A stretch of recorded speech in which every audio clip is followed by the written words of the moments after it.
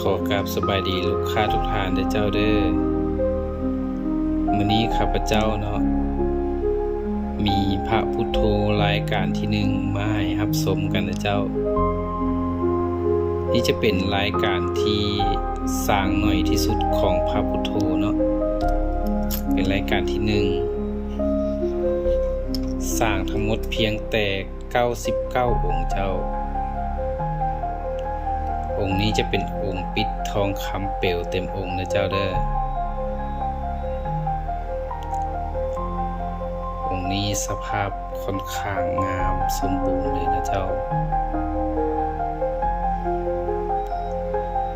มาเบิ่งด้านข้างเนาะนี่ด้านข้างงามเจ้าองค์นี้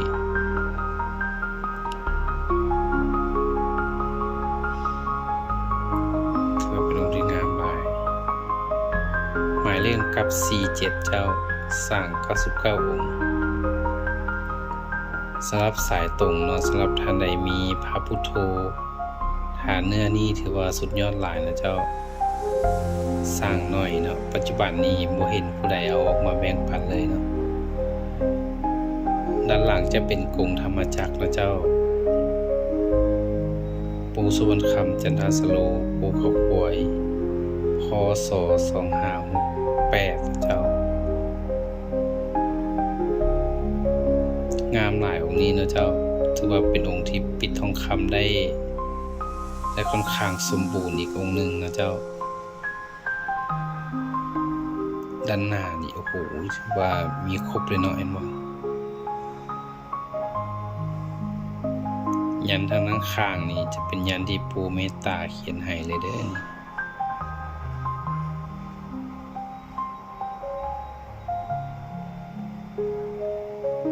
คมๆเน้นๆนูนๆเลยนะเจ้า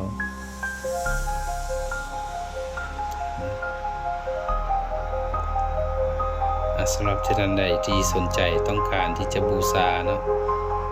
รายการนี้ก็ทักมาขอความเลยเจ้า